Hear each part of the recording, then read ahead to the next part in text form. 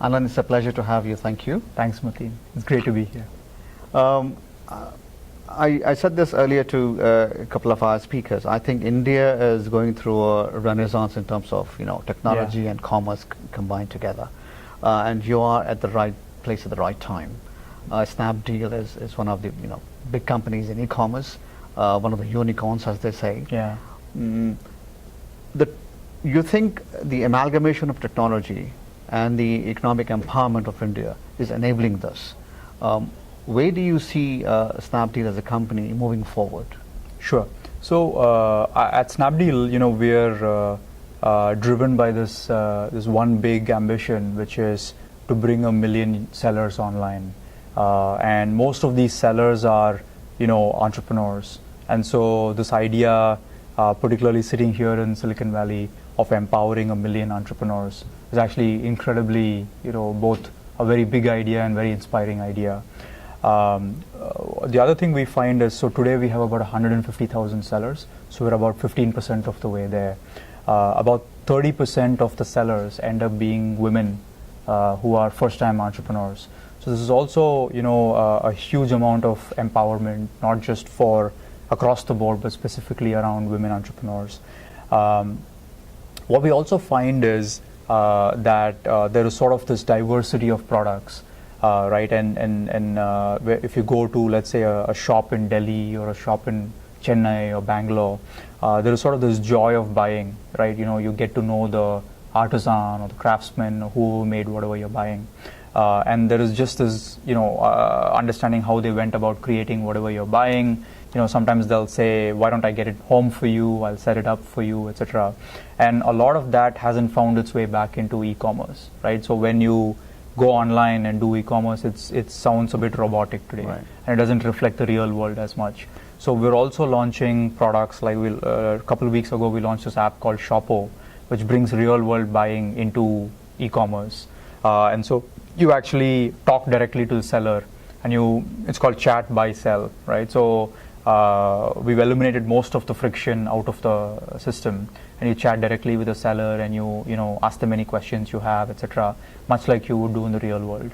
And also, one of the things we know about buying in India is that everybody loves to haggle, right? You can even haggle online on the app. So we actually feel like Snapdeal is at the center of empowering all of these different models of commerce to happen. And this is just in physical goods commerce. We also are in digital goods, which recently we acquired a company called Freecharge, which got us into digital goods. And we also have a company specifically in luxury goods called exclusively.in. And we have a financial services company called Rupee Power. So we feel like all of these categories will go through this transformation where consumption moves online. And so we feel like we have a leadership role to play in each of these categories. You mentioned a few acquisitions. Yeah. So innovation happens two ways, right? Organic and inorganic. So inorganic, you talked about acquisitions that's taking place. What is the effort that goes into a company like you that is on a huge trajectory in terms of organic innovation? Yeah, so Snapdeal is in this huge hyper growth phase, right? And so when we look at a category, what we want to do is bring this incredible amount of serendipity into that system, right? So, for example, when we did Shoppo, three big things happened among other smaller things. One is we took our former VP of marketing, who ran pretty much all of the company's marketing for 5 years, and put him as the CEO of Shoppo. So he's the business head for that division now. We also acquired a company called Shoppo, which at that point didn't have a strong tech team, but had an excellent brand and had a lot of great sellers. So those sellers moved into Snapdeal, and we retained the name. And it's a fantastic name for a small business app. And then we actually acqui-hired a company called MartMobi, which was about 15 to 20 deep technology and design folks.